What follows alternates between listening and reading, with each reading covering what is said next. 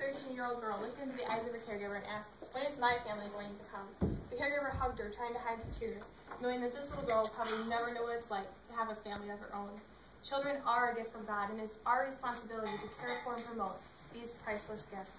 While spending 3 months in Ecuador, my eyes were open to the great needs and realities of 153 million children around the world. When we stop to meet the needs that we can, the effect that will have on us, that child, and others around us will be far more than you could ever imagine. I want to share with you the great need of orphans, the effect it has on their life, and their hope for the future. To begin, we'll see the great number of orphans.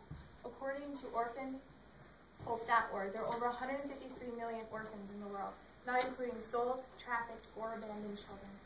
To bring it into perspective, there are just over 300 million people living in the whole United States. About 6,000 more children become orphans daily. Studies have shown that 10 to 15% of those children will commit suicide before the age of 18. 60% of those girls will become prostitutes, and 70% of those boys will become hardened criminals. To bring it a little closer to home, according to childrenrights.org, there are over 400,000 children in the United States alone living in out-of-home care. The average age being 9 years old and spending approximately 2 years in the system. About 26,000 of those children age out of the system yearly. We see the staggering amount of orphans, but what are their needs? I would like to share with you what it would be like to live the life of an orphan. They have physical needs for food, shelter, and clothing that is their responsibility to meet, or they rely on those around them. They have emotional needs to be loved, to be valued, to be taught. I'd like to borrow a demonstration from Beth Kuchenbecker's book, Reckless Faith. Let's pretend this piece of paper is the heart of an orphan. Each one of them has been abused or abandoned, no exceptions. Some of them remember, and others always grow up just knowing they're different. Some can remember as far back as being 2 years old and remember what they were wearing, what they had to eat, and who picked them up. These are memories that they will never forget. No child chooses this, and mostly the abuse or abandonment started with a lie that they remember. Whenever that first moment of abuse or abandonment happens, it's like breaking your heart, and then more follows. They're the orphan child. No one cares. No one remembers. Everyone walks away. They're sick, and no one cares. They see families laughing and having fun. They are damaged goods. So what can we do now?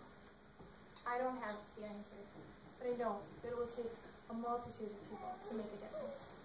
We can't physically meet the needs of all these children. So is there hope? There is hope. We are their hope. In James 1:27 it states, "True religion is caring for the widowed and the orphans." It will look differently for different people at different parts of their life. Some of us can go on mission trip. Others can go and live and serve among them. Some can adopt. Some can do foster care. Some can support families. Some can sponsor children or direct orphanages. But we can all pray. I would encourage each one of you to prayerfully consider how God will continue to use you for the cause of the fatherless. The needs are great, but the resources are available. All that's left is you. We've seen the great needs of orphans and how it affects their lives, and that we are their hope for the future.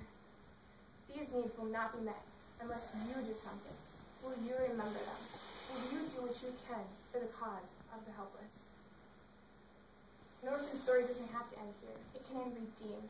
As David Platt wrote in The Gospel and Adoption, we adopt not because we are rescuers. No, we adopt because we are the rescued. So join with me for the cause of orphans, not out of pity, but with the desired gift of what you